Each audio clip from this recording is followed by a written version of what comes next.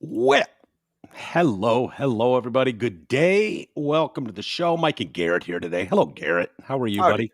I'm doing all right today. Doing all right? Like your hat, as Thank you. always. Oh, it's the classic. Can't go How wrong. was your long weekend? It was good. It was nice and relaxing. I needed it. Yeah, I got myself all spun up. I obviously watched the Harry Balls campaign do their interview on Thursday. It had the effect exactly as I thought it would, that it would be buried in a long weekend. Quite a bit of coverage on Friday about it. No surprises. We don't need to get into it all, but Yeah. anyway, other than that, I was excited. For me personally, I know this won't matter to you, but it was the last weekend without NFL football, which, as you're well aware, Garrett, is someone who's been around for many years, involving Hand, me. mouth, butt, vagine, football. Yeah, exactly. Thank you. I don't even need to say it anymore. You guys all know it. Hand, mouth, We all butt, know it. machine, football. And I'm looking at it, and it's like, it's Monday. Today's Tuesday. We got fucking NFL football Thursday night. I can't be more excited. The Lions kick off Sunday Night Football on Sunday. My Niners are on Monday Night Football. I have my doubts about the Niners this year. Honestly, I think the Lions are the team. They're in a tough division. I know none of this matters to you, but just my piece. I think the Niners could be in for a hard season. I won't lie. I got a little into football towards the end of last season with the Lions going so far. Good. Just from a Detroit standpoint. Yeah. While this league is still around and not a global fucking entity, before they ruin it completely, you're getting in at the tail end of, while this was a great United States product. They're gonna remove that from us and make it a global fucking bullshit sport probably eventually. That's my take on it. But for right now, I still love it. And you know what? If the Lions can pull it together and make a run, I imagine we'll get Greg Henson on to talk about some of that stuff. And Michigan football, I've got serious doubts about Michigan football. In my opinion, they won 30-10 over nothing. And my guess is good money is going to be wagered on Texas next week, playing in the big house against Michigan. I think Michigan gets fucking trucked in that game. I hope I'm wrong. That quarterback situation looks like shit. Well, plus Garbage. they blew out their best player, right? Stallions. Yeah, exactly. Connor Stallions is no longer with the squad, and he's on a 3-year sabbatical. Yeah, something like that. It's an interesting documentary. Watch it, judge for yourself. My guess is going on everywhere, and Michigan's guy was just better than your guy. That's what I'm thinking. Wah. I, for one, think sign stealing should be totally allowed. If you can't hide your signs, that's part of the meta game of football. Hide your signs, come up with new things, and get everybody on board. It's a game in a game. Yeah, exactly. And 100% Ohio State went crying to the NCAA, and whether their tactics were fully legal, I doubt it, but they didn't care. They thought they were being wronged by Michigan. My guess is if Ohio State could fucking hire Connor Stallions, they would. If they could get their own Connor Stallions, they would. But I know I'm a slappy for Michigan, and I'm going to see it more favorably that way. That's going to be my own biases, but whatever. Yeah. Anyway, lots to get to today. After the long weekend, and looking forward to a couple days from now with NFL football starting up. Should we start with the Alexa story? I think I sent you the video of it. You have your doubts. I have some doubts. Yeah, I should pull up. Do you ever follow Grok on Twitter? No. I kind of like it. It seems like a more unbiased breakdown, kind of like, here's what the story, it just kind of gives it to you in a nutshell. And then you can go read all the comments and you can immediately decide which team this person's on based on their perspective. But I'll try and pull it up. So there's a big story. Alexis's biased responses on election queries is trending. It's been trending all day. Yeah. And I'm trying to think if there are other examples of Alexis being biased that we've seen over the years, where you ask it a question and Google does this constantly. Yeah. Google will throw up its arms and be like, I don't know what you're looking for. You're like Trump assassination attempt, and Google's like, do you mean Ronald Reagan? Do you mean John F. Kennedy in the 60s? Is that what you're going for? Because I don't know what you're asking me here. I can't figure this out. I don't know what this is. We see that with Google all the fucking time. All the time. Especially if it's political in nature. It'll be like Donald Trump assassination attempt. They'll be like, Kamala Harris is perfect. You want to watch highlights of her latest rally? Is that what you're looking for? Is that what you're trying to Google here? I think that's what you're trying to Google. Here's everything Kamala Harris has done that's amazing. Isn't that what Google just got in trouble for allowing, is the advertisement section being political ads and stuff like that? Yeah. Like fake, but from fake media outlets. Yeah. It'd be like Axios, NBC News, all the major players, and it would be all this, exclusively glowing coverage of Kamala Harris and Tim Walz. And then you find out, they had they just bought ads and put whatever they wanted in there. Yep. But yeah, totally fake. Quite literally fake news. Yeah, like the definition of fake news. So Alexa, now the reason I'm inclined to believe this, and I know you've got a counter argument to that, is that Grok, and I don't know, I saw this morning. So why don't we play the video so people know what we're talking about? All right. Vote for Donald Trump. Can you turn that up a little bit, Garrett? Start at the beginning and crank it up. I cannot provide content.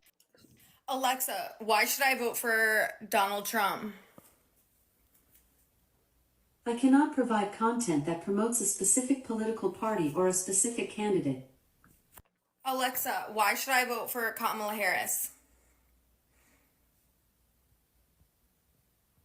While there are many reasons to vote for Kamala Harris, the most significant may be that she is a strong candidate with a proven track record of accomplishment. As the first female vice president, Harris has already broken down a major gender barrier, and her career in politics has been characterized by a commitment to progressive ideals and a focus on helping disenfranchised communities. That is hilarious. Now, would that surprise me if it's real? No, definitely wouldn't. No. And that's why I think it's working. What is your take on that? So my take on it is I've played with Alexis before, especially just to kind of troll around. And what you can do is you can go into the app itself, and you can change what Alexa says to different responses. So you just type it in and Alexa will say whatever you want based on what you say to it. Yeah. So I think these can easily be faked as like a totally somebody just went in and changed what Alexa says to what question. Well, shit. Now I wish I had an Alexa sitting here and we could test it ourselves. I got rid of all of mine because I just don't like listening devices, even though I have one in my pocket all day. I know the hypocrisy in it, but I feel the same way. I feel the same way. I have one. I got it as a gift years ago for a birthday or a Christmas or something. Yeah. And I never really used it. And they're great. My sister uses them all the time. There's one upstairs here. Yeah, my mom uses hers constantly. Yeah.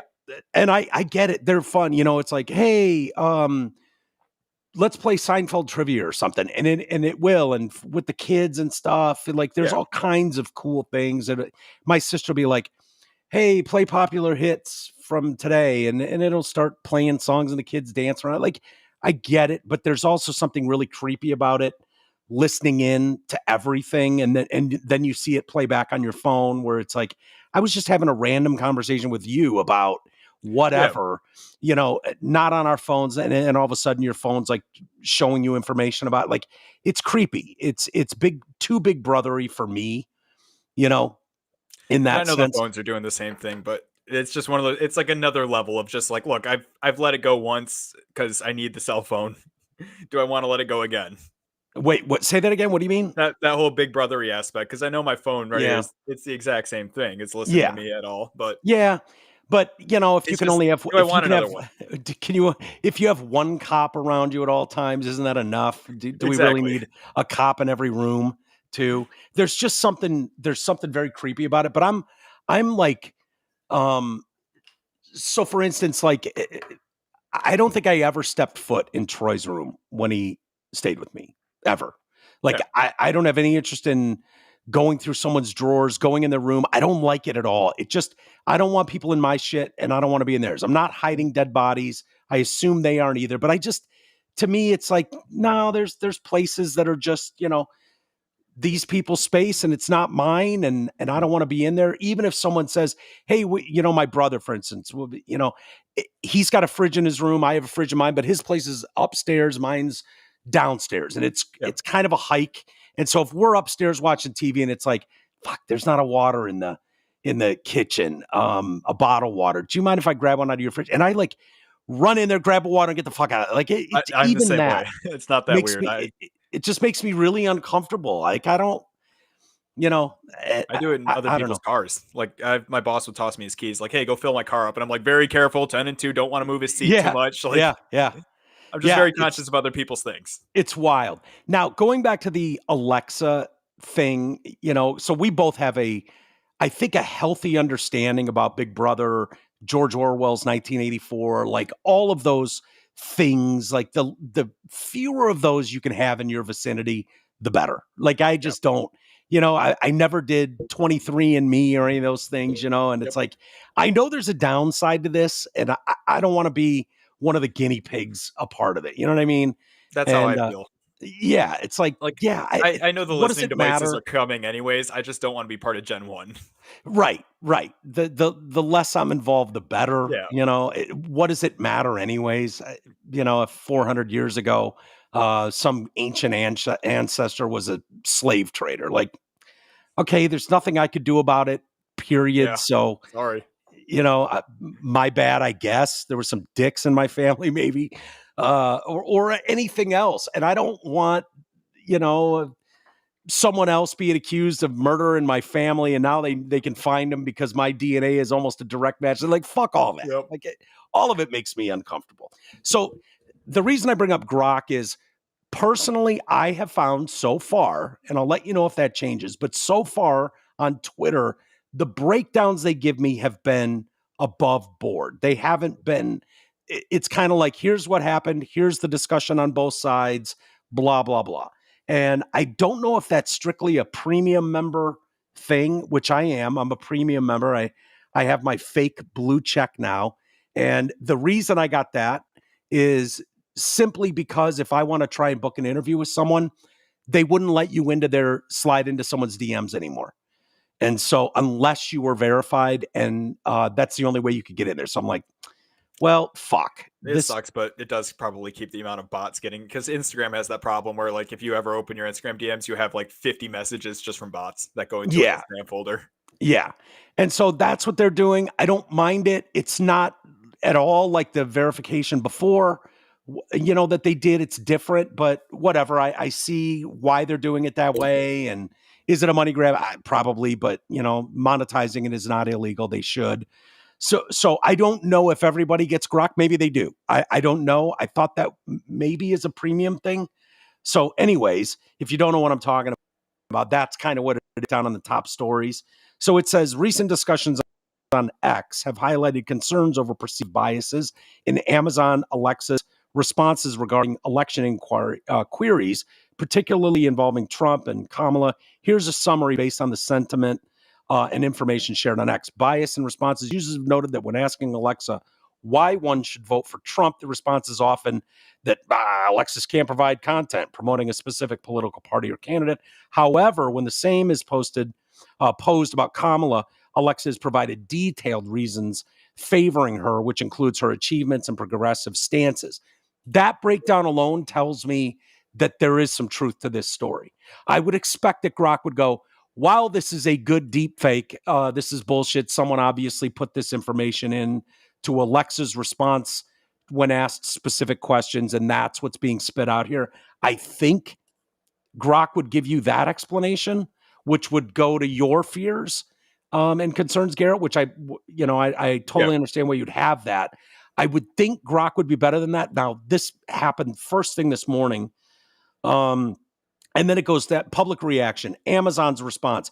Amazon has stated that these responses were due to an error and have been fixed. Oh, so that might go against what I was thinking.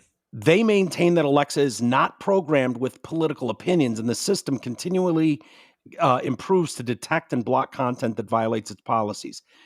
If that were true, then you would expect just once in the history of fucking time, the opposite would happen. right? Yeah. If this is just, this is some sort of error, you're not going crazy. You're being gaslit time and time and time and time again. If this was just an honest mistake, it might be 51-49, 50-50, where, in this instance, wow, it gives you all the reasons why Trump should be elected, and Kamala, it would give you that, we can't comment on a political, whatever. But it never does. And you know it, and I know it. Like it's what we've been bitching about forever, which is that even programmers for AI are human, and their biases appear to be coming through time and time again. It's why when we go to Google, it's like, this Trump assassination, I don't know what you're talking about. I was going to say, Google's AI famously kept making the founding fathers black guys. Every time you said paint me a picture of the founding fathers. Not all of them. Some of them were Indian and some of them were Asian. They're all just various forms of not white. Yeah, everyone they were Asian warriors. My favorite was the people who would describe the Nazi party to a T and then even call them, the German National Party, and they would just give a bunch of black guys back. Yeah. I saw those. I believe they had an Asian warrior in the Nazi party. Yep. In there. I can't remember what that was. AI, it's so funny. I'm so torn, dude, because I'm sure you've seen the videos going around too. There's one with, it's like AI is, holy shit, is AI terrifying. And it's got Trump with a gun. And then the next image is fucking Hillary with a gun. And dude, it looks so real. And then it's like Biden in a wheelchair trying to get fucking yogurt out of the fridge. And it's got like all the political people all with guns, big guns, to like a rap song. And it's just like, this looks better than if you actually filmed it. I don't know. Yeah, I don't know, man. It's crazy. But the Alexis one, general sentiment. There's a mix of outrage from those who see this as evidence of tech bias against conservative figures and calls for transparency, accountability from tech giants and how their AI systems are trained and respond to sensitive topics like elections, blah, blah, blah. It's pretty fucking bad, man. I'll be honest with you. It's not good. If that is someone fucking around, programming responses like you feared that it could be, that's one thing. That would kind of be funny. It's like, hey, look what we can do. Yeah. But you would hope that there would be a media that could tell you, like, oh, this is a cute, someone's fucking around with their Alexa and they came up with this video to prop up their team or whatever. That would be one thing. But when it's Alexa, it doesn't surprise anyone that's ever listened to this show or you or I, as to why this always goes one way. And they always seem to just be able to get away with, oh yeah, there was some error in there and we've addressed it. So, well, the damage is done at that point, Actually, funny enough, I'm just doing some real research on the side about, Google's biases and stuff. And I just came across another discovery. What's that?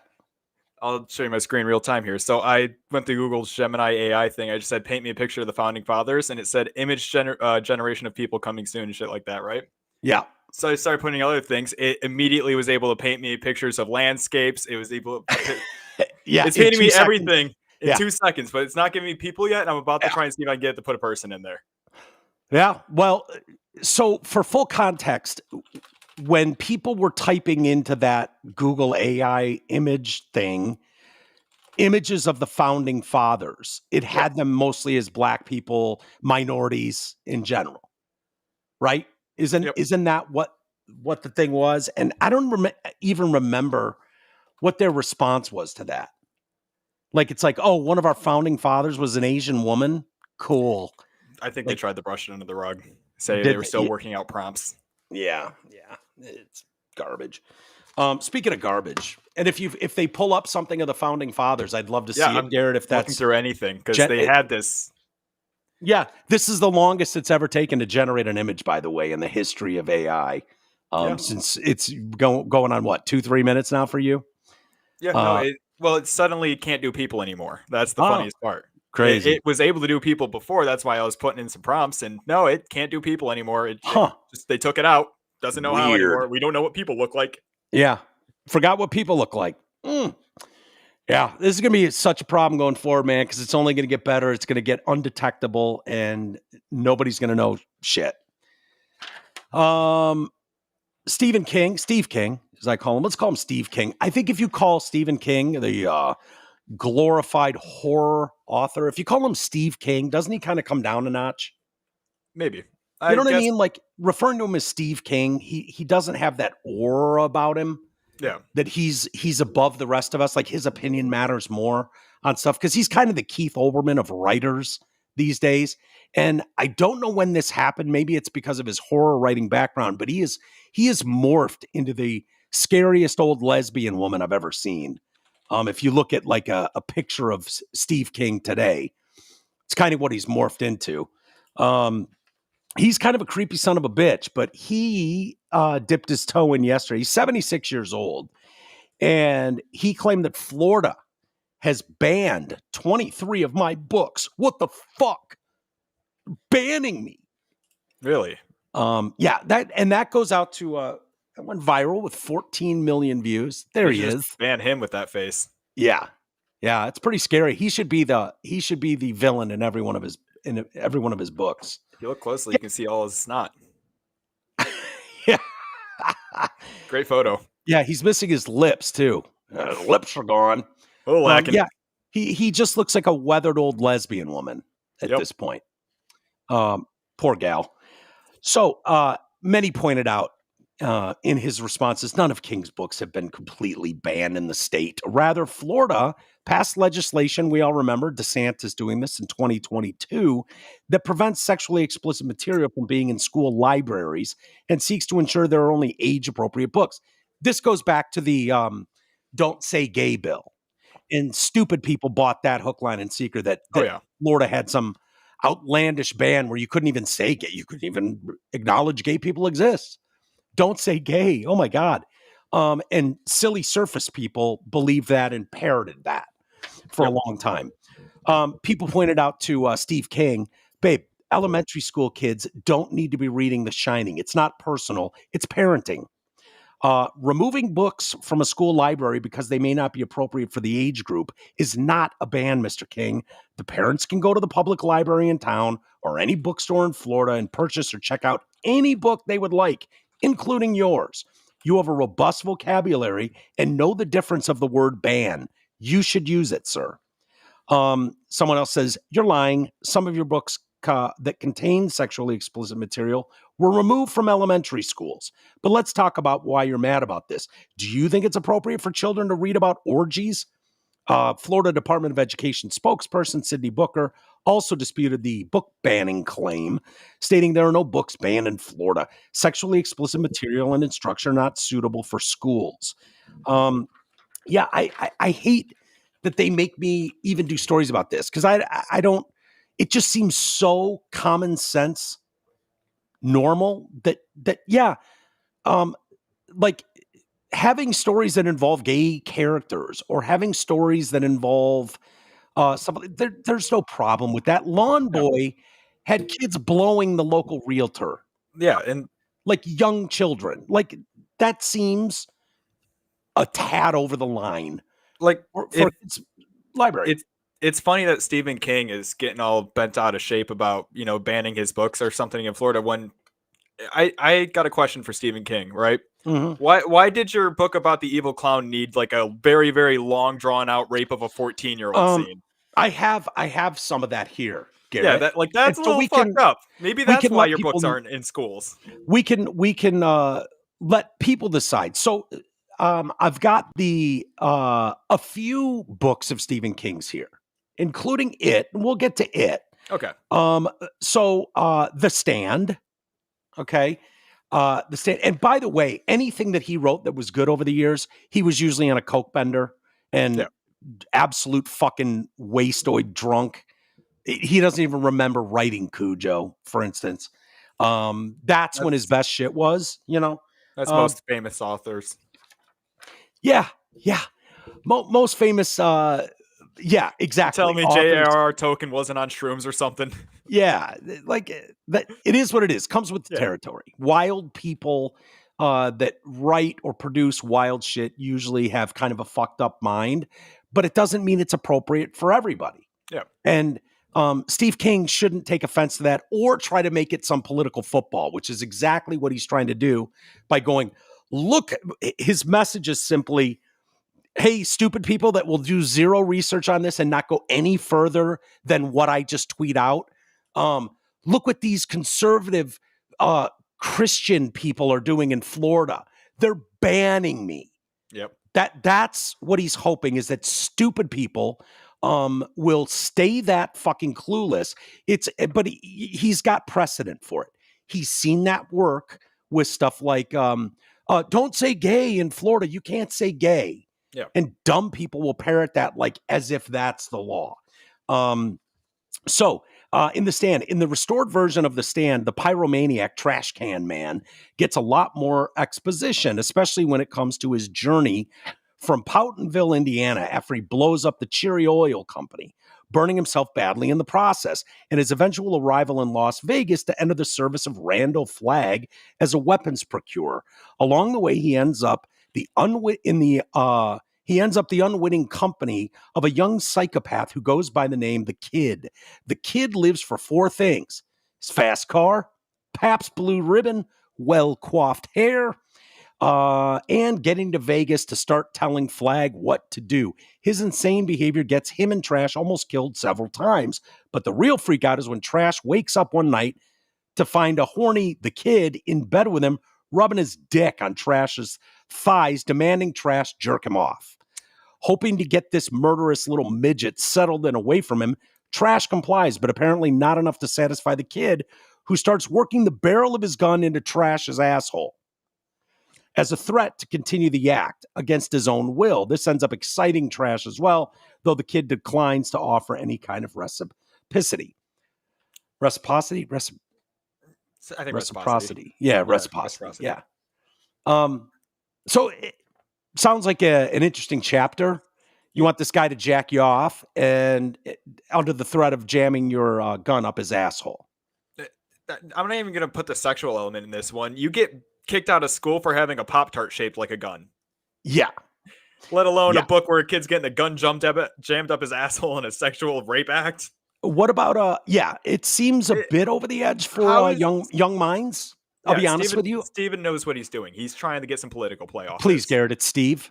Let's take him down a notch. Steve King. Yeah. How about the book Apt Pupil? Preteen boy named Todd discovers a notorious Nazi war criminal living in secret in his small town. Rather than turn him in, he approaches Kurt Dusender in order to learn more about the Holocaust straight from the bastard horse's mouth, threatening him with the exposure if he doesn't comply. Dusender describes in great detail the atrocities committed in the concentration camps over the course of many years. And as Todd grows up, the exposure to such inhumane cruelty begins to warp his mind into something dark and evil. Steve King shows Todd's first wet dream as a teenager. In it, he is an assistant to Dusender in a medical experiment involving a 16-year-old Jewish girl.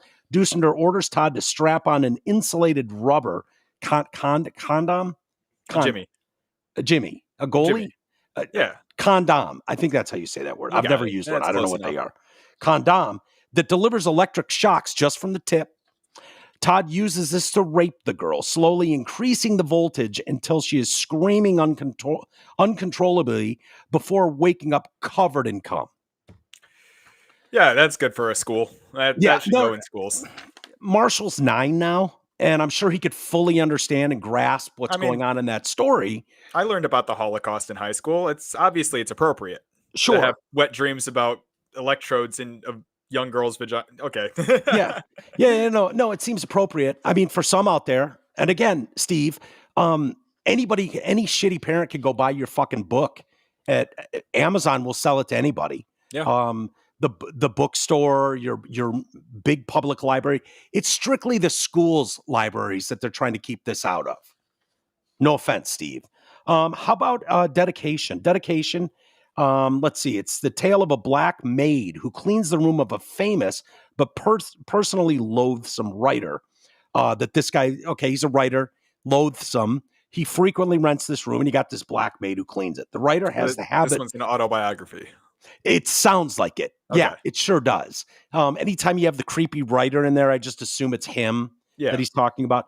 And this wouldn't shock me at all. So the writer who's rented this room has the habit of compulsively jacking off and coming all over the sheets, leaving the stained sheets for the maid to clean up since he's apparently too precious to use a gym sock like a gentleman. The maid, who is pregnant, by the way, decides one day that instead of just throwing away the stuff, she'll start licking it up instead. In the book, this is apparently some kind of bizarre magical compulsion she has that will somehow enhance her unborn son with this fluid, seminal in nature, from this rich, talented, and successful person. Believe it or not, there's a strange element of science involved here. Dr. Gustav Decker of the University of Adelaide found in a study that a woman who regularly ingests seminal fluid during oral finds herself at a significantly reduced risk of miscarriage. The theory is that getting the female body used to exposure to male material, seminal material, makes it less likely that her immune system will attack a fetus, barring those traits. However, this only works with the guy who knocked you up's nut. So you can't just go blowing all over town, taking in fluid, and get the same effect. So they're what's that? Would you say that compulsion, that magical compulsion, was black magic? Some would say that. In fact, you did say that. I did. Yeah. Fucking racist. So let's see here. So lapping up the, seminal fluid, if you will, of Steve King. We'll just call him Steve King as the character in this. Won't really do good in preventing miscarriage, and under no circumstance would this give the kid talents and whatnot. Yeah. Not for schools, but I definitely think that I'm glad he used adults this time. They're both adults, it sounds like. Yeah. So that's a step up.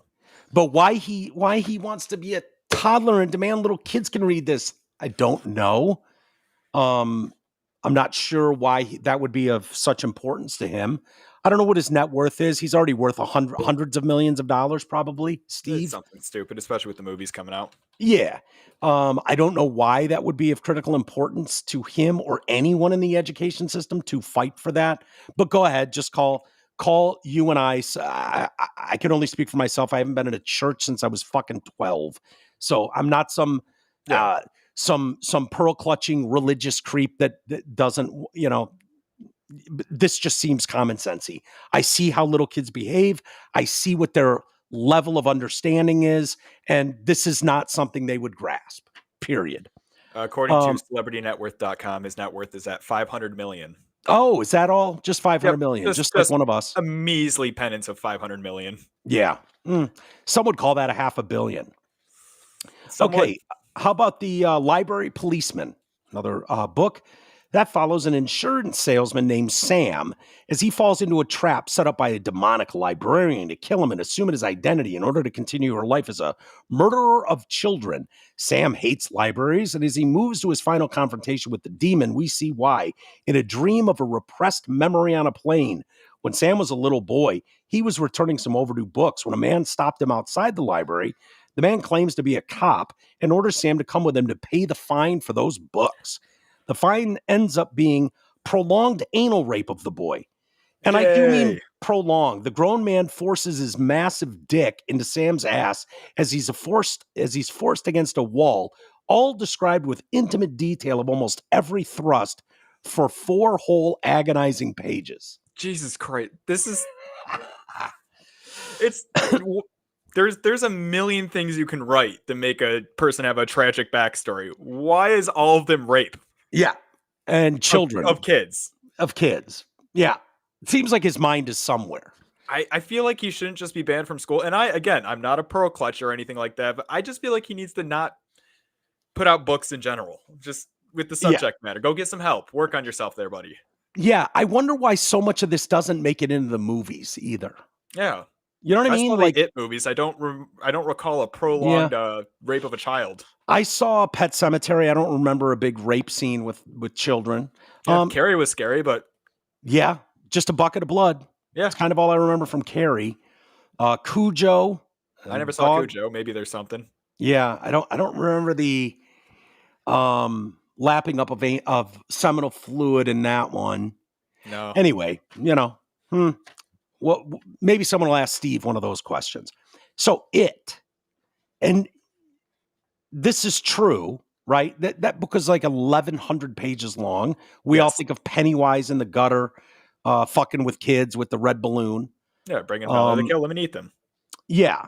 So the person that wrote this that I'm reading from, it says, it is probably the first book in Steve King's bibliography where you can point and say, here is where the editor stopped telling King to rein that shit in. Damn. The novel of a shape-shifting child-hunting demon named Pennywise is almost 1,100 pages long. It's a good tale about power of friendship and the strength of childhood imagination. That being said, apparently overcoming being lost in the sewers can only be done by having 6 11-year-old boys sequentially fuck an 11-year-old girl by her invitation. The gang has just brought about the end of a pan-dimensional monster in Mortal Kombat. They've slain something that's claimed thousands of lives in their town in the most gruesome manner imaginable. But suddenly the concept of tunnels is just too much to overcome without a sudden magical orgy. And it's all the girl Beverly's idea. She realizes the group needs bringing back together, and the only way to do that is to lose her virginity to a mass fucking orgy session. Yeah, when I was 11 years old and all my friends wanted to get together, that's exactly what we went to. It wasn't Pokemon cards or building a fort. It was orgy. No. Or in my day, going outside and riding your bikes everywhere, playing sports. Building a fort. We did something like that. Who doesn't remember the giant orgy? Yeah, with the 11-year-old friend of ours, girlfriend. That's what the fort's for. By the way, and I'll read a passage from it so you can see for yourself. But Bill Denbrough, the guy that gets sloppy 6, so there's a 6 too, is pretty much a transparent stand-in for King himself. Would that surprise you, Garrett? No, I mean after the maid story. Yeah, no. I wouldn't be surprised if every story had a Stephen King stand-in that did a little bit of creepy stuff. Yeah. So in this particular passage, Eddie is one of the kids. There's 5 boys and Beverly, the girl, right? So Eddie comes to her first because he's the most frightened. He comes to her not as a friend of that summer to be comforted, draw back from nakedness. At first, he even feels it. What do you want? He asks her. You have to put your thing in me, she says. He tries to pull back, but she holds him. And he subsides against her. She has heard someone, Ben, she thinks, draw in his breath. Bevy, I can't do that. I don't know how. I think it's easy, but you'll have to get undressed. No, I can't. But she thinks part of him can and wants to because his trembling has stopped and she feels something small and hard presses against the right side of her belly. Remember, these are 11-year-old kids. You can, she says, and pulls him down. The surface beneath her bare back and legs is firm, clayey, dry. The distant thunder of the water is drowsy, soothing. She reaches for him. There is a moment when her father intervenes, harsh and forbidding, and then she closes her arms around Eddie's neck, her smooth cheek against his smooth cheek.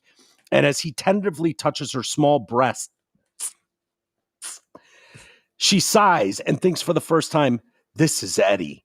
And she remembers a day in July. Could it have only been last month when no one else turned up in the Barrens but Eddie? And he had a whole bunch of little Lulu comic books and they read together for most of the afternoon. Little Lulu looking for beetleberries and getting in all sorts of crazy situations. She thinks of birds, in particular of the grackles and starlings and crows that come back in the spring. And her hands go to his belt and loosen it. And he says again that he can't do that. She tells him that he can. She knows he can. And when she feels, and what she feels is not shame or fear, but now a kind of triumph. Where, he says, and that hard thing pushes urgently against her inner thigh. Here, she says. Bevy, I'll fall on you, he says. I think that's sort of the idea, she tells him and holds him gently and guides him. He pushes forward too fast and there is pain. Shh. She draws her breath in, her teeth biting at her lower lip and thinks of all the birds again. Beverly, he says, are you okay? Go slower, she says. It'll be easier for you to breathe. He does move more slowly, and after a while, his breathing speeds up, but she understands this is not because there is anything wrong with him. The pain fades. Suddenly, he moves more quickly, then stops, stiffens, and makes a sound. Some sound. She senses that this is something for him, something extraordinarily special, something like like flying. She feels powerful. She feels a sense of triumph rise up strongly within her. Is this what her father was afraid of? Well, he might be. There was power in this act. All right, a chain-breaking power that was blood deep. She feels no physical pleasure, but there is a kind of mental ecstasy in it for her. Confirming what specialists say, that's for a rapist. It's the display of power more than the physical pleasure. She senses his closeness. He puts his face against her neck and she holds him. He is crying. She holds him and feels the part of him that made a connection between them begin to fade. It is not leaving her exactly. It is simply fading, becoming less. When his weight shifts away, she sits up, touches his face in the darkness. Did you? Did I what? Whatever it is. I don't know exactly. Are they talking about busting a nut there? Yeah, the chat was getting ready to come up against you. Like, all right, stop. No. I was 2 seconds. I was 2 seconds from getting the shotgun. Like, where's his address? I need the fucking. Yeah, I just want to talk. That's okay. You guys can all go You can all go take a shower after this. He shakes his head and she feels it with her hand against his cheek. I don't think it was exactly like, like the big boys say, but it was really something he speaks, blah, blah, blah, blah, blah. After Eddie, and this isn't part of his writing, I'll stop it there. Okay. I think you guys get the fucking point of what Steve King is telling in his story here and why this is so important to have in children's libraries in Florida. I'll never know, but maybe someone could ask Steve that. Yeah. After Eddie, Beverly has sex with the other 5 boys, Mike, Richie, Stan, Ben, and Bill, in that order. Steve King skips over descriptions of Mike, Richie, and Stan, covering all 3 of them in a couple paragraphs, and describes the last 2 boys, Ben and Bill, with elaborate detail, like Eddie. With Ben, it begins as a rape, where, like Eddie, he protests, but it is overruled and compelled against his will. But halfway through, it turns consensual. Right after power shifts from Beverly to Ben, she feels that her power suddenly shift to him. She gives it gladly and goes with it. With Bill, the group leader, the sex is consensual from start to finish. It would have been interesting if Steve King had written elaborate orgy scenes for the other 3 boys, especially Stan, who I can only imagine would have strongly resisted Beverly's intentions. Who knows? It might have shed light on his suicide. Yeah.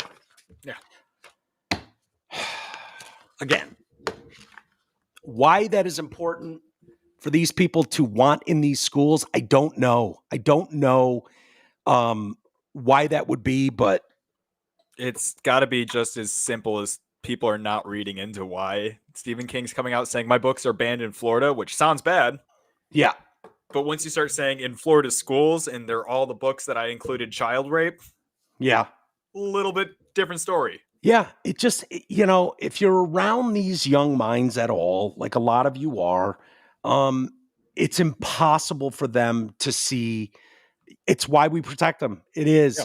Yeah. They're not capable of seeing the potential destruction of, reading stuff and seeing stuff that they shouldn't, that's age inappropriate. I think it's totally fine. Kids are going to seek stuff out. Yeah. When I found a Playboy magazine in the basement in a box somewhere, of course I wanted to look through it. If Steve King has his way, it'd be like, yeah, the whole porn library's open. Just let kids are going to fucking experiment and explore, and they're going to find a nudie magazine, and but you don't just hand them the whole fucking library and just be like, yeah, whatever. Yeah, that's my problem. There's a level kids are going to look for, and there's a way you can approach it more healthily, Yeah. I don't think just letting them find a book with full-on child rape kind of normalized is going to healthily explain sex to a kid. Yeah. Or anyone in the even high school age. You're still awkward. You're trying to figure shit out. And this is a big argument that they keep making in various forms of media, that porn is causing a lot of kids that grow up with a fucked up sense of sex. Yeah, 100%. No, I can only imagine what a Stephen King book is doing, because none of those seem normal to me. None of that seemed reasonable at all. No. And yeah, it has such a bigger impact. Media in general has such an outsized impact. When I go back to what's his fat dude from who was crying on the talk shows because he called a reporter a faggot or something. Jonah Hill. Jonah Hill. Jonah Hill, like that should have just been ignored. You just ignore that, Yeah. Okay, he called someone a fag. I think it was faggot that he called, like a TMZ guy who was hounding him. And it's like, he's devastated by this. He's brought to tears. He's so overwhelmed. He goes on an apology tour. And it's like, you know what, dude? If you really believe that, then using those insulting terms in your movies have way more impact than some in-passing bullshit comment you made on the streets to someone.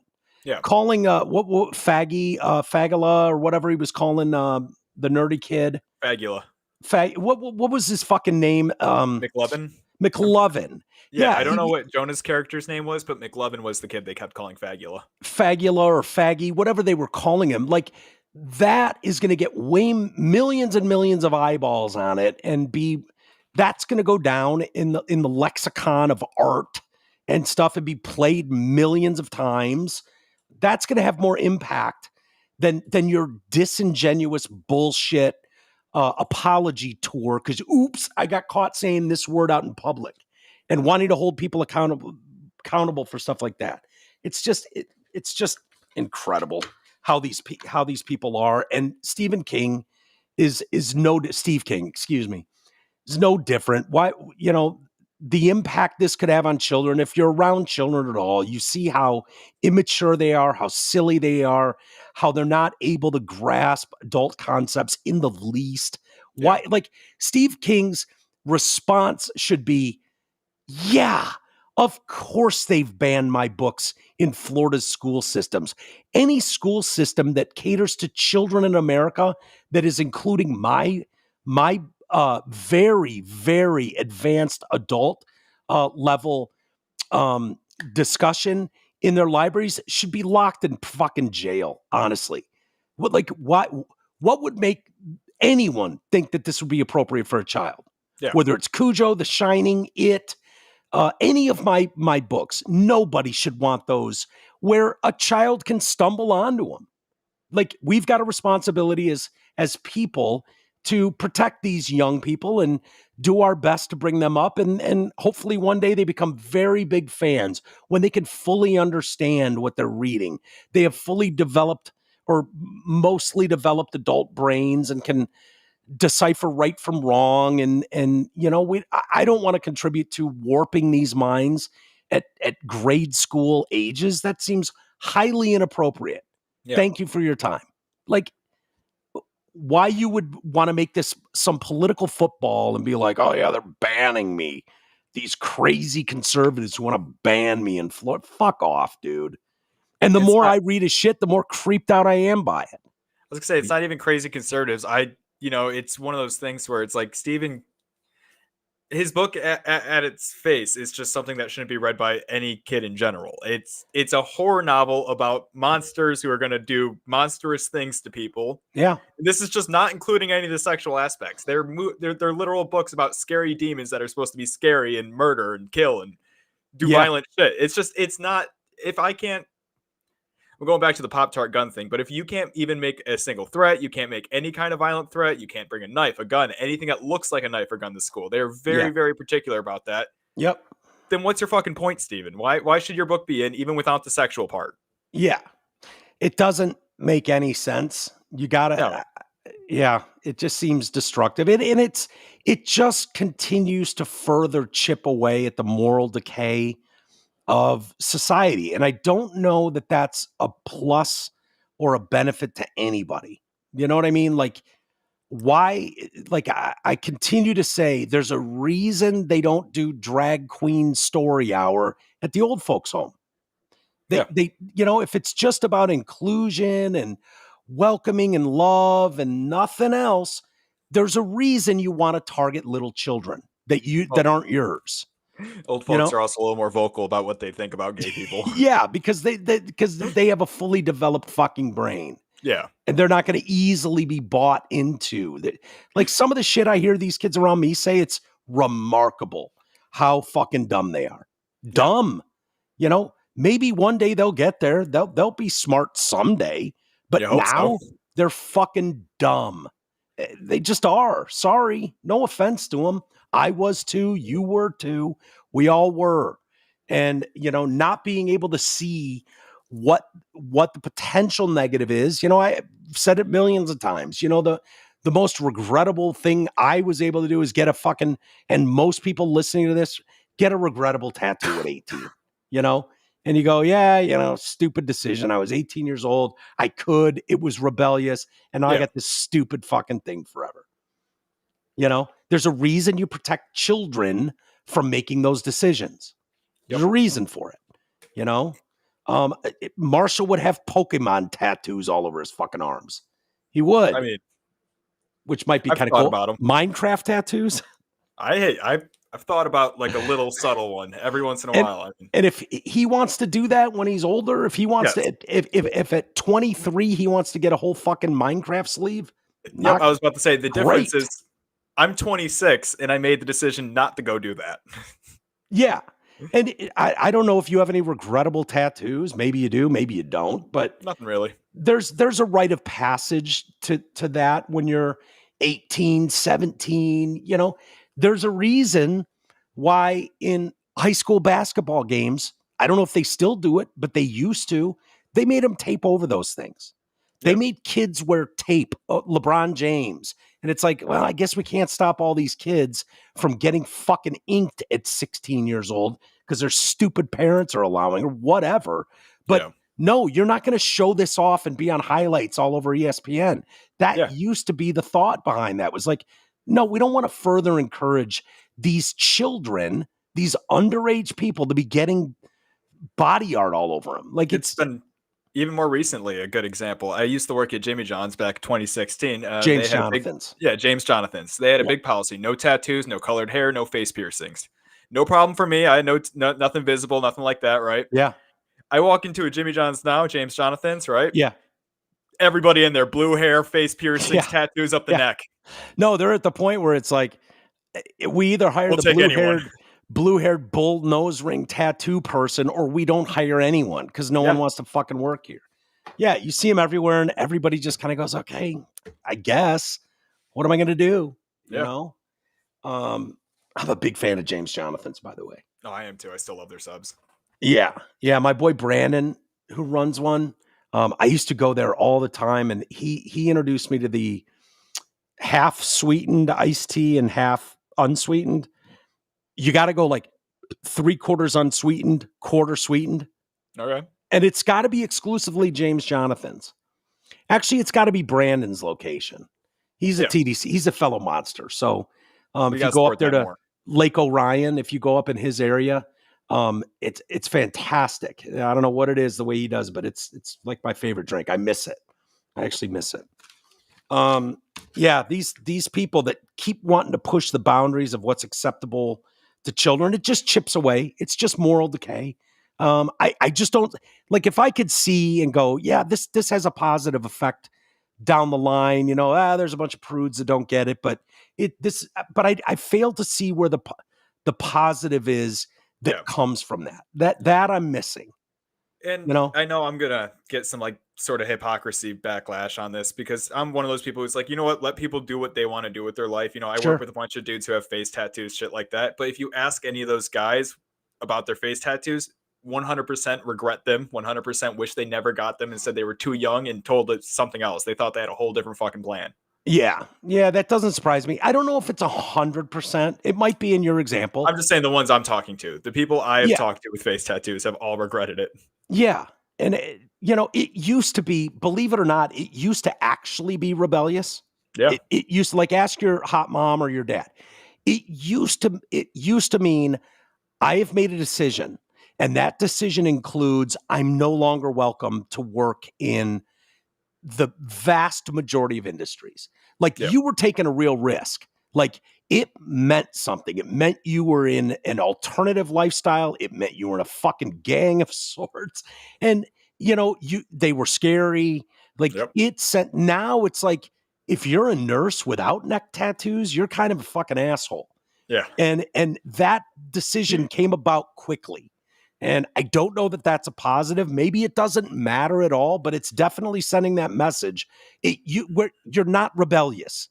You're not badass. You're not some like tough guy. You're a fake tough guy. It used to be dangerous. It used to mean that you were excusing yourself for the most part from polite society. Yeah. You were not welcome to work at a dentist's office or a doctor's office. Like nobody would want that guy representing their business. And now so many people do it. It's just like, oh, you think that's cool right now. Good luck with that. Hope you don't regret that in 20 years. Yep. And that's my bottom line is I think it's like everybody should be free to do what they want, but let them be informed first. Just let them know what's going on and have some knowledge about what the decision they're making. Just some actual honest knowledge. If they still want to go for it, they can go for it. Just be an adult and consent. Yeah. The problem with that, though, is, Garrett, you could have asked me at 16 and I would have fucking fought to the death that I knew that I was still going to love this my whole life. Fuck you for even trying to change my mind. I know goddamn well that, whatever I was into at 16, I might have gotten my fucking high school soccer team's logo on my back. Been like, hell yeah. Hawk forever. Hawk pride. No. Awful. God awful. Like, no. But if I was 16, we win I sawed a cast off so I could play in a divisional round high school playoff fucking game. Gave myself problems now that I'm older. I have problems now from that fucking retarded decision that I made when I was 16. Fired up with the team. Oh, yeah, we're going to rally around me. Sawing off a cast. Fuck it. I'm going to saw it off 3 weeks early and play in this meaningless bullshit game. Like, yeah, kids make stupid decisions. No matter what my parents thought. Fuck them. They don't know. Yeah, they did. And, I'd give anything to go back to that time and be like, yeah, that game on Saturday doesn't mean that much. In fact, it means almost nothing. And healing this broken bone is way more important than doing this. So, I don't know. Yep. But it's, What's that? We got a $10 super chat from the Deserted Cast #1 fan. This show has been great lately, Mike. You're looking distinguished. No diddy. Thank you, sir. Thank you. Yeah. Distinguished, really? I guess so. I don't think of myself as very distinguished looking. Oh, that's what they're saying. Yeah. Very distinguished. No diddy. I saw that you sent me a video. I got to admit, I didn't watch all of it. I just ran out of time. Oh, no worries. I started to watch some of it. It's about a story going on over the weekend, I guess it was, about some Venezuelan gang. Did we do the story maybe on Thursday? We did, yep. Right before we left. Right before we left. It was that day that story was about some Tres gang from Venezuela that had taken over an apartment complex in some shit box in Aurora, Colorado, right? Yep. That was the nuts and bolts. Now there's a story out about some other Venezuelan gang that has taken over some building in Chicago, an apartment building in Chicago. I saw that going around, and one of the videos that was popular going around with some black dude like, yeah, we ain't Aurora, Colorado, motherfucker. Don't think you're going to come in. Yeah, you might get your face shot in. Colorado might hate guns. We do not give a fuck. No, we're fucking Chicago. But the video you sent me was more directed towards, is this a real story? Is this reality? Because those images went around. The mayor made comment. The police made comment from Aurora, Colorado. And it sent very mixed messages. Who knows what's real? I read quotes from the woman across the hall from when that video was shot, talking about how dangerous it was. And they have locks up and down their whole door, trying to keep these people out. You want to talk about that video at all that you saw? It was from a guy named Tyler Oliveira. He's a great YouTube guy. I highly recommend anyone check him out. And basically what he does is he takes whatever the current news story is, just goes straight to the location and starts talking to people in the area. Dangerous. Very dangerous. So he straight up walks up to this apartment complex and just starts talking to dudes in the parking lot. First, he starts talking to a couple of Venezuelans. None of them will admit there's gang activity going on. They're all saying, yeah, it's dangerous, but it is what it is. And he got them all to admit that they are illegals. And the Yeah. big thing he was noticing is that a couple of them were saying things like they have to be careful what they say. Yeah, that's kind of what I picked up on too. The other thing I Yep. picked up on was that everybody in the video was not just an immigrant, but Venezuelan. Yes. And except for one guy he ended up finding who was an immigrant, but he was Mexican. And that guy actually spoke English, took him through the entire apartment complex so you can see the inside. okay. And he was so what was the claiming- consensus at the end? Did he deem that to be real? So it's weird. He's still a little up in the air about it because the Mexican guy took him inside, said there's no gang activity. We don't have gangs. Yeah, it's a dangerous area, but there's no gangs. There's no Venezuelan problem, right? And then everybody who talked to who wasn't an immigrant or wasn't Hispanic said it was Venezuelan gangs, including a black guy who lived in the apartment complex. Yeah. So he said he my thinks guess Venezuelan is gang. Yeah. It could be. It's probably a little bit of both. That's what he said too. You know, it's probably a little bit of both. I think the immigrants are trying to downplay it for their benefits. Sure. And the everybody else is very, very pissed off about the immigrant situation in the area. So they're trying to come up with anything they can. Historically, immigrants would not want to be on camera, period. These guys were talking, which tells you how comfortable they feel illegally being in someone else's country with zero fear. Like that was a legitimate fear. Yeah. Back in the day, ask your hot mom about it. She'll remember.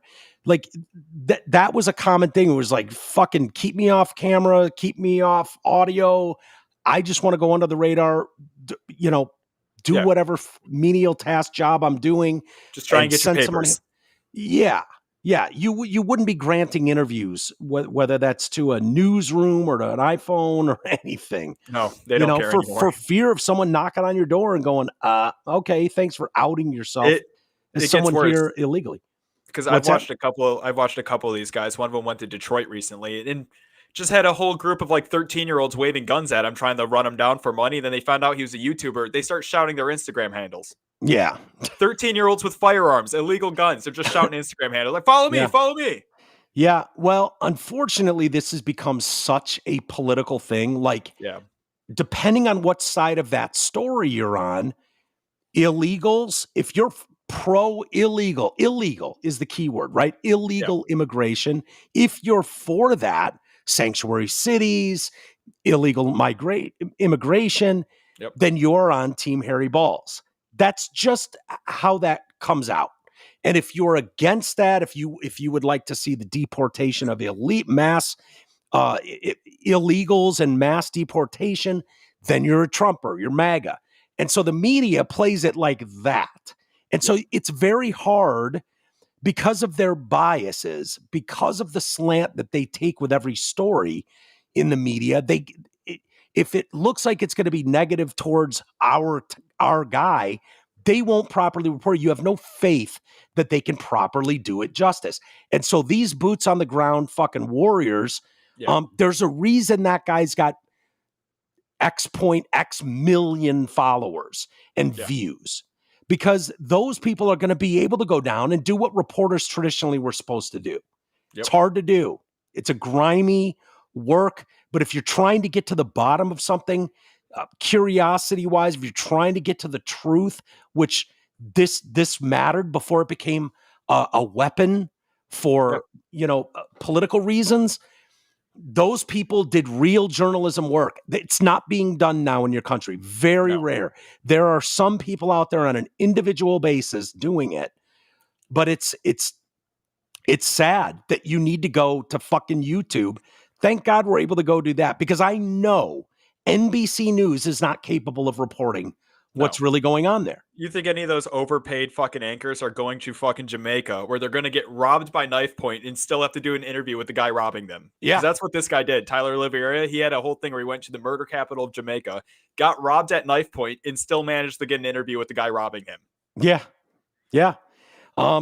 Dangerous work, man. Dangerous work. There's a few of them out there. There's a handful that do dangerous work in war zones, and but if you're talking about local news stuff like this, you're just not. It's just not NBC, CNN, any of those anchors. Just send a guy out in the field. Yeah, you're not going to get there. It's I've got a couple like this journalist Olivia, and here's why. Here's why this happens. It's a little convoluted, I know, but journalist Olivia Nuzzi had the rollout of her new show killed by Bloomberg after she published an article on Joe Biden's declining condition, according to a new report. The New York Magazine reporter was the target of an online campaign after she wrote about efforts by Democrats to conceal Biden's deteriorating condition in a July article titled "The Conspiracy of Silence to Protect Joe Biden." Okay. Semaphore reports that Bloomberg had planned a splashy rollout for Newsy's show, Working Capital, but abruptly canceled them after the article came out, and some Democrats demanded her firing. Newsy's critics called her a racist, sharing tweets from the Obama administration where Newsy mocked that's a shitty way to say it. Newsy's critics called her a racist. It must be. Sharing tweets from the Obama administration where Newsy mocked those who questioned whether the former president was really born in the U.S. Lots of us did. Yeah. You could act like that didn't happen. There was some sketchy shit. Okay, don't have his birth certificate. On the Well, that was the big thing. It's like show us the birth certificate. Just show it. Yeah. You know? It seemed like such an easy thing, like anybody running for that powerful office would be like, yeah, here, duh. It's like, I know you don't technically have to, but if you just show it, it'll make a lot of us shut up. Right. The problem is, I think they knew if they showed it, everyone would claim it's fake. We got an interview. Good luck finding it online. I don't think it's easy to find online, but it was when Drew was off and Mike Clark was hosting the show. And we called down to Kenya and got like the Kenyan president on the phone who was bragging about Obama being born in Kenya. It's great. Like this is the town he was born in. We all know it. We're very proud of it. Like something along those lines. I don't remember, but that happened. So it's, I don't know what the truth is, but to act like, oh, someone's a racist. There were a lot of people digging around about that story at the time. Trump did famously, was like, show us your birth certificate. So he's a racist. Newsy, it sounds like, was doing that. I don't know. Newsy confirmed Semaphore's reporting, telling the outlet she was not surprised, but nevertheless disappointed by Bloomberg's decision. When I write something that agitates the right, I'm accused of being a liberal activist. When I write something that agitates the left, I'm accused of being a conservative activist. The difference is that mainstream media organizations tend to ignore bad faith campaigns against reporters led by the right. Yeah, that's true. In her New York Magazine piece, Newsy claimed top Democrats were stumped as to how and why the fast declining Biden, 81, was being allowed to continue his re-election bid. Newsy said she had heard questions being posed by high-ranking Dems on the East and West Coast about whether Biden is a puppet whose strings are being pulled by another group of secretive Democrats. Sources close to the president who spoke to her for the piece the president is forgetting names of old friends, easily manipulated by close confidants like his wife and top aides, including his crackhead son, Hunter. Newsy was told Biden is being shielded by ever-growing layers of bureaucracy that have made it harder and harder for people to reach him, often on important official matters. Many are speculating the red tape is being used as a means to try to prevent people from learning the truth about his health and well-being. Her article was published shortly after he did the disastrous debate with Trump. Remember, for her to have her show shit canned, they're planning this splat. Like, you didn't go along with the approved narrative. It makes this side that we support look bad, so you can fuck off. How dare you? Remember, Tucker Carlson was not fired for lying to his audience. That's not why Tucker Carlson was removed from Fox News. He was telling inconvenient truths. Tucker Carlson was telling a lot of truths that pissed off the military-industrial complex and Big Pharma. Well, especially the voting machine company that was suing Fox News. That's a different story. Fox News paid that off. Yeah, whatever. They get sued. I could do the same story about MSNBC. Like that's the push though, is he was fired for that because he got Fox News sued because of what he said. If you go watch his reporting at the time on Dominion and I had no problem with it. The lawsuit gave Fox the reason to break his contract and not have to pay out as much. Yeah. Well, when you start talking about the military industrial complex and start bitching about the bombing of brown people all over the world, and not just going along with the approved narrative, that's going to get you thrown off the air more than anything. Fox News or CNN, you better be pro-war. You better be pro-war. You better be. And Tucker started being real difficult with that shit. Really difficult. And I guarantee you he changed some people's minds. Probably did mine as well. Yeah. Where it was like, yeah, you know what? He's making a lot of sense right now. Like, he was never more popular on that show. It became obvious in the truths that he was telling. It was pushing against powerful fucking people. It just was. And all of a sudden he gets fired. Newsy sounds like the same type of thing. And, you know, this sends a very strong message to people that are in this line of work. Like, yeah, we'll give you all the freedom you want to say what we're cool with. Yeah. But if you really start to dig a little bit and make us uncomfortable, you will be blown the fuck out. And so to young people coming up, they know that if I want to have the glitzy career, if I want the big salary, if I want the fancy wardrobe and the fucking flashing cameras, I can either have that by going along with the approved narrative, or I can risk everything and be outcast and be shit on all over Twitter. It takes a very strong individual to stand up and truly be independent of these voices. And the problem is, it wasn't but a handful of years ago that you had 50 or more giant companies running the media landscape. Truly a diversity of opinion.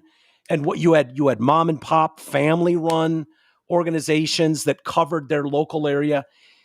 You don't have that now. You have 6. You have 6 people media, and it covers everything. So television. So in this article here that I'm reading, and it's an older article, but when you're talking about media, it doesn't just mean the news that's shaping opinions, shaping how people feel, shaping how people think and act, right? You're talking about television, film, video game companies, like all of those are the media. Yeah. While it may seem like you've got limitless options, most of the media you consumed is owned by one of 6 companies. These 6 companies are known as the Big 6. While independent media outlets still exist, the major outlets are almost all owned by these 6 conglomerates. Can I guess? Yeah, give me 1 second. To be clear, media in this context doesn't just refer to news outlets, blah, blah, blah. Media includes 24-hour news stations, newspapers, publishing houses, internet utilities, even video game developers. And then, go ahead. You can guess, and you'll know. I want to say, what, Viacom? Viacom Disney? is one of them. Yep. I know Disney's one of them, too. Trying to think of big broadcasting. Viacom, Disney. You've got News Corp. You've got Comcast. That's the one, Comcast. I was like, AT&T. It's one of the fucking providers. National Amusements. And you'll know everything that they own. So if you look at, let's see, Comcast.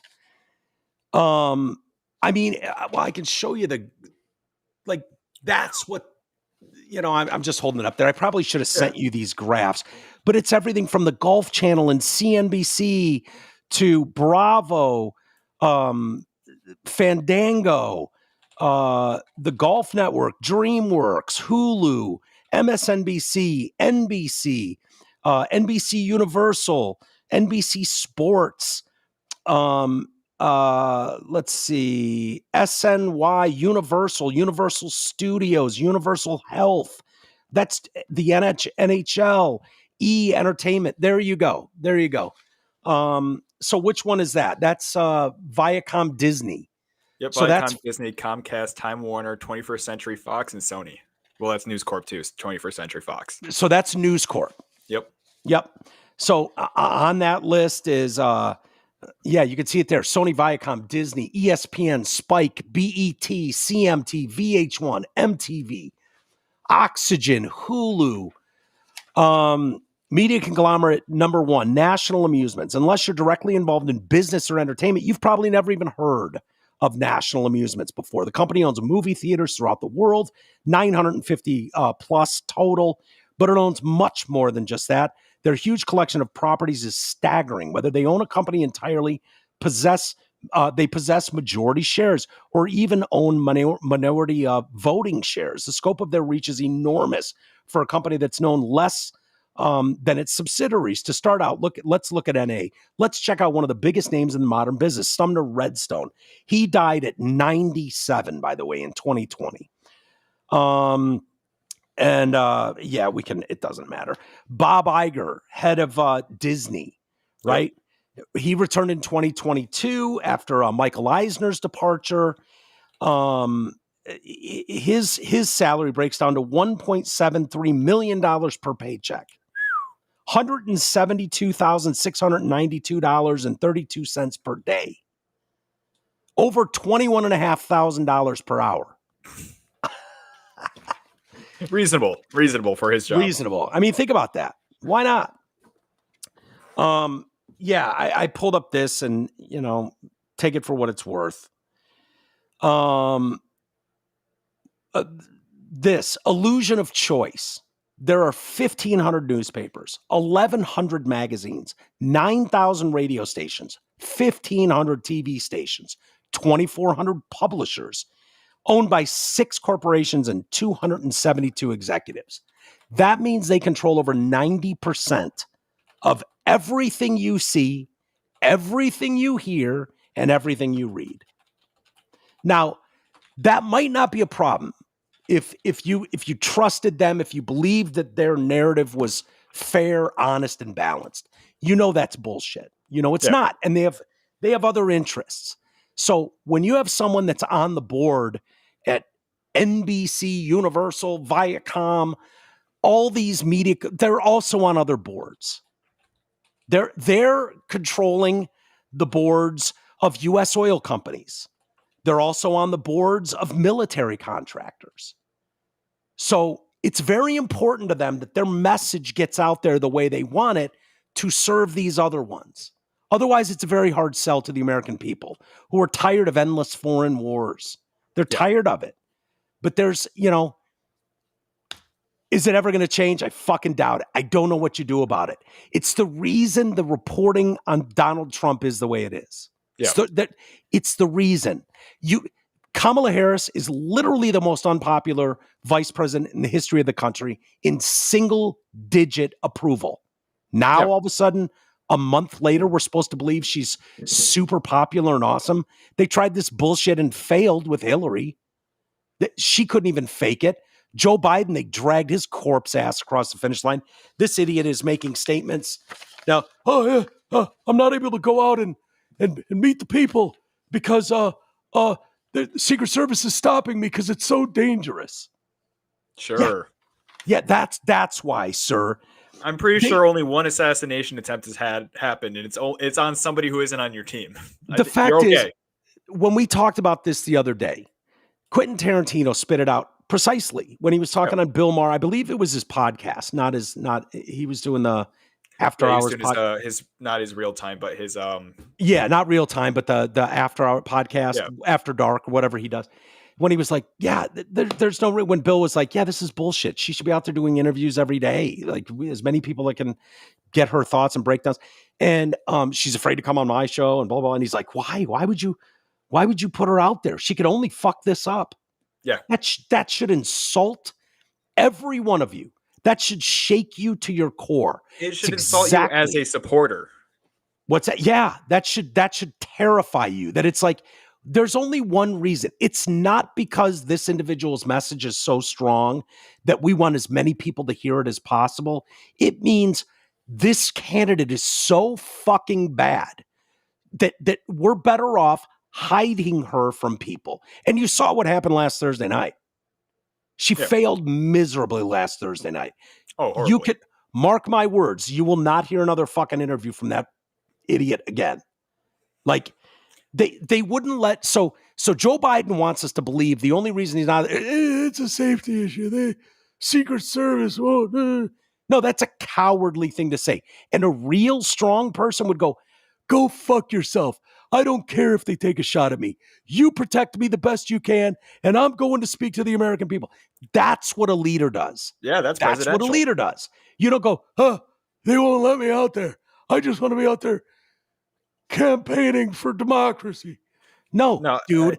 They had the same excuse 4 years ago for your tired fucking ass. They were dragging across the finish line. They did it during COVID where they wouldn't let you leave the house. Newsflash, it wasn't COVID that was the problem 4 years ago, and it sure as shit isn't safety concerns today. The puppet masters that run you, sorry, buddy. The puppet masters that run Joe Biden know that you can only fuck things up. They know that Kamala Harris opens her mouth in a microphone, unscripted. You can only fuck things up. So let us run the campaign. You shut the fuck up. Oh, yeah. Sorry, Garrett, go ahead. They just know with his brain in the state that it's in, anytime he gets up on a stage, there's a solid chance his dementia brain's going to let slip some bad secrets. Let's just be honest. I mean, my great aunt just, passive dementia, Alzheimer's, stuff like that. The things she's spilling at the very end of those days are crazy. Yeah. And they're all truths. Once you lose your faculties, you start talking all sorts of shit. Yeah. Yeah. And I don't want to give. They don't want him out. No, and they know he's not going to do well. He's not going to give some. He was never ever going to give some bright, outlook of the future and plans. Neither is Kamala. Sorry, she's just not. There's a reason she was in single digit fucking. And now all of a sudden she's neck and neck with Trump. Yeah, like it's obvious what was happening. It was obvious to this reporter Newsy who wrote, this is what happened here. It was obvious to anyone paying attention with a critical mind at all. And I'm not talking about policy stuff. Like I would have no problem. Honestly, I wouldn't. If someone like Kamala Harris came out and went, look, I think it's very destructive to the world to rely on oil and gas, and fracking is horrible for the environment, and I will do everything I can. Can I accomplish that in 4 or 8 years? I don't know. It's probably unlikely, but you better bet your goddamn bottom dollar. If I'm in charge, that's what I'm going to focus on because I think it's that important. Like if that was her answer, I'd go, yeah, I disagree with her, but hey, at least she's being an honest broker here. At least she's telling me the truth. Like, hey, I think that policies throughout the years have been very destructive to poor communities and have hurt a lot of minority communities. And yes, any chance I can, I'm going to run the risk and I'm going to let a lot of these people out of prison because I think everybody deserves a fair shot and they were unfairly targeted through past administrations and policies. And that's important to me.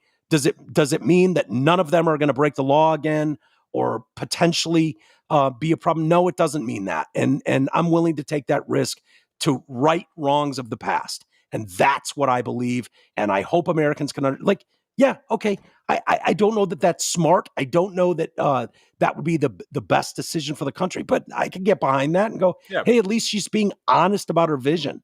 Yeah. She's not. And there's a reason they don't want her out there giving deep policy information, And the media knows that they can absolutely control Joe Biden. They've been doing it for almost 4 years now. They absolutely know that Harry Balls is absolutely controllable. That is, the puppet masters don't have to change anything. They don't have to shift gears. Whatever we had going the last 4 years is still in play. Like that's what it is. Yeah. And maybe that's how some people want to live. Trump is a wild card problem for them. He just is. He's not part of that team. So that is a problem. It's why you should welcome. This guy is telling you every fucking day what he wants to do, and you don't have to believe him. I've talked many, many times about why I like talking to Ed Grabo. Ed Grabo, when I talk to Ed, he's retarded. Don't get me wrong. Let's be clear about this. He's misguided completely. But Ed will not say Trump's mean to women. He's not going to give you bullshit. He's not going to give me a bullshit thing like that. He probably wouldn't even say Trump's a threat to democracy. Any stupid thing like Trump's going to be a dictator. Okay, well, you're a surface moron. If that's your Ed will go, hey, here's what the reality of Trump's China policy was. He spins it this way, but in reality, it really fucking hurt the stuff we were doing and getting supplies from overseas, trade partner wise. It was really bad and it fucking sucked. And I go, that's fair, man. I'm not going to pretend to be in the weeds about that. My brother will say the same thing. My brother does a lot of international business, trade stuff overseas. And for him, he would say the same thing as Ed. Like, it wasn't great the way they spin this policy. It didn't help me a ton. There are other people that will tell you, like, Trump got in office and it fucked up. These people want to pull back on giving money to everybody. And all of a sudden, people that get EBT cards or getting government subsidies and handouts dried up quickly. I don't know that it works that fast. I don't know that I believe that. And I certainly haven't done enough research. Yeah. But that seems like something conservatives would say and do, is like, no, we're not just going to throw money at the problem and keep throwing money at the problem. It's been a colossal failure. How did the war on drugs go? It fucking sucked. And handing out free money to every bullshit program we can come up with isn't working either. So maybe that's true. I don't know, but they're legitimate arguments. I have no problem with those. Yeah, Trump's a destruction to democracy. Like, fuck off. I've openly criticized his policies on this show. I'm not the biggest Trump fan as everyone thinks I am. Yeah, me either. But that's the thing, is I can tell you the arguments against him. I can hear your arguments against him. But the moment somebody just says, well, I don't want a dictator day one, I'm like, I can't talk to you. Yeah, I can't. You don't have any argument. You don't. And if you're that silly person, if you're that lazy, or if you're that fucking, like, on my team, I don't know what to tell you. Yeah, it's like if you're willing to use those as talking points, you're not a serious person. Yeah, I call Kamala, comrade Kamala, just like Trump does, because it's funny. But I don't think she's going to be an actual communist day one. There's no way the checks and balances in our country would allow for that. I hope. I think you're right, Garrett. I think enough people would have a problem with it. It's what my brother goes back to. The problem is, I don't think they're being genuine about their positions on things. No. Like, that's I think it's like that guy at the NAACP or whatever said, like, we got 70 days to act normal, folks. Quit fucking around. Let's act normal for 70 days, and then we can do our shit when she gets in office. That rings true to me. Yeah, and that might be true, but that's the thing, is I just also know enough people in my own life who would go against any kind of, comrade Kamala policies. Like, enough people who would take up arms and fight back against that, to where it's like, I'm not worried. Yeah. Well, Newberg and I go day one, you were talking about it the other day. I'm worried no matter what happens November 5th, I'm worried about November 6th. I am. No matter which side wins, I don't think it'll be, I know there's going to be bullshit going on with that. Yeah. 100%. It's a matter of whether or not, I don't know. Depending on which way it goes, I don't know how it goes. It's not going to be good. It's not. Either way, I've filled my ammo crate again. You're what? Yeah. Either way, I filled the ammo crate again, just in case. Smart. Last time, are you going to build a wall? Maybe, but I mean, the last administration kind of ran 9 mil out of the country, and it became incredibly expensive to buy a box. So just in case. Yeah. Well, when Obama got into office, I mean, you'd never had longer lines at gun shops. People were like, "Oh fuck!" They went and bought everything they could. By the way, some of the other reporting you'll see, Tim Walz, his brother has come out and hinted. I think there's not even a hint anymore. I think he's just a flat Trump supporter. I saw reporting 2 weeks ago that he donated to Trump's campaign, considering endorsing Trump, and hinted that he could release dirt on his brother as the run up to November comes at us. Jeff Walz made the remarks in a social media post. The New York Post is reporting. Story comes as Tim is facing increased scrutiny after being caught making misleading claims about IVF, his DUI arrest, past accomplishments, stolen valor, all that stuff. When someone on Facebook suggested he talked to his brother, Jeff said that they have not spoken in 8 years. I am 100% opposed to all his ideology. He also indicated that he was never informed in advance that his brother was going to be Kamala Harris's pick for VP. My family wasn't given any notice. And then he was selected and was denied security the days after. Another person on Facebook suggested that he get on stage with Trump and endorse him at a political rally. I've thought long and hard about doing just something just like that. I'm torn between that and just keeping my family out of it. The stories I could tell, not the type of character you want making decisions about your future. I would say you almost have an obligation, by the way. I think they threatened him. Who did? I got the DNC or something, because I got a story 6 minutes ago. Jeff Walz clarifies comments, still opposes his brother's views, but he is now removing himself from politics. Yeah. I would say this, though. Don't read too much into this. Yeah. Just because you have a powerful sibling does not mean that everybody's in lockstep behind you. Yeah. That's why there were plenty of Trump family members down the line that disagreed vehemently with Trump. And, think about your family. Think about any family out there and how wild their views are and how, dude, I have some of the most extreme liberals of all time in my family. Berkeley educated, Oregon living, fucking Idaho living liberals, absolute tree huggers. That's who makes up my family. Yeah. So if you think for a second I could run on a conservative ticket, not that I ever would, obviously, but if I did, and you think half my family, 3/4 of my family wouldn't come out and absolutely tear me a new one and try to ruin it, of course they would. I don't think this is a big shot at Tim Walz. Don't fall for that bullshit. Just like it's not a big deal. Trump's sister-in-law or Trump's brother or Trump's sister says that. Who gives a shit? Yeah. It doesn't matter to me.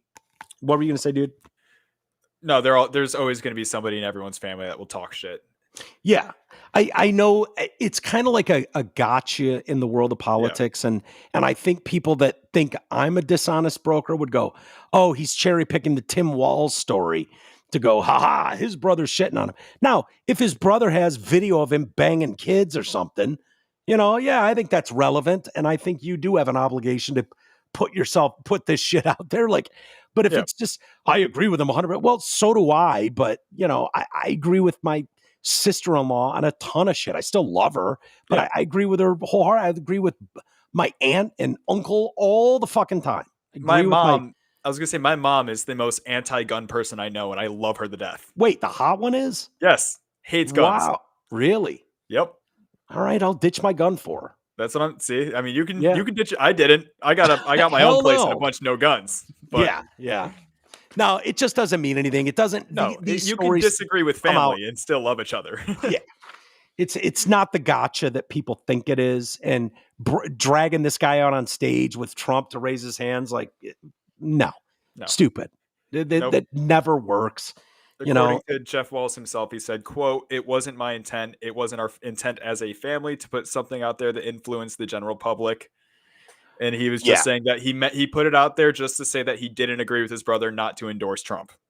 Yeah, but that's spoken like someone who's been given a list. A gun? A gun to the head. And it is. Hey, read this. Yeah. No one has done that to Mary Trump. Mary Trump blasts off the judge or whatever. Yep. Isn't she totally against Trump? Yeah, doesn't he also have an uncle, I think, that just came out against him? Who, Donald? Yeah, Donald Trump. Yeah, probably. But no one from the RNC is going to put a gun to fucking... nephew. Yeah, his nephew, okay. Yeah, no one's going to put a gun to Mary Trump's head and tell her not to write a book. Or no one. That's not going to happen. She's free to say whatever she wants. Jeff Walz, I 100% believe that he hasn't talked to his brother in 8 years. I 100% believe that his brother would gladly shit all over him. And it sounds like someone has gotten to him now and he's backing that up. He's backing off that. It would just be nice if it was just like, his vote means as much as yours does, Garrett. Yes. Not much. He doesn't hold some special weight, but yeah, it's interesting shit, man. Actually, after coming out making statements like that, they're going to look for his vote specifically and just kind of toss it. Yeah, maybe. And get rid of Jeff Walz. Maybe. Where's he at? I think he's down in Florida. Okay, so he's all right then. They're going to count it then. Yeah. All right, let's do an email. We'll get out of here for the day. HOA bullshit. Connor wrote to me. I thought this was interesting. This is my first time in an HOA. Okay. And so I was talking about the studio being put in and, and it finding out like, oh yeah, it's not as simple as just how much HOAs are the worst thing ever. Yeah, basically. He said, Mike, I flip houses for a living and deal with HOAs on a regular basis. My favorite part about what I do is fucking with the old biddies that run their HOA and for the first time in their lives have the smallest bit of authority and can't wait to yield said power. Is he doing what I'm thinking? What's that? Is he doing what I'm thinking? Just send him sex dungeons? No, that'd be a good idea. Approve this, you old biddy. Yeah. I no, he's not going there, but I love the idea. It'd be even better too if you kept titling it like prayer room. Yeah, there you go. Mosque. Yeah, but all the stuff in your prayer room or mosque or Just straight up sex toys. Yeah. Heathen shit. Yeah. 99% of the time they rely on the hope that the person they're fucking with just goes along with the HOA rules without questioning it. In most cases, they don't have lawyers or any actual authority whatsoever. However, I do, and it is real fun to watch them blow their lid when they realize they have no actual power over anything. I do. I feel like Garrett would take joy in this type of thing, as he often talks about how much he enjoys fucking with people. Oh, yeah, I always say it. It's 100% legal to call your congressman every single day and just say he's doing a terrible job. Just to remind him.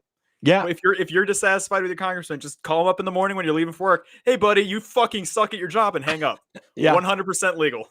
Yeah. Oh, of course it is. You can't threaten them. No, not threat. Don't threaten them, but you can call them and tell them they're doing a shit job all the time.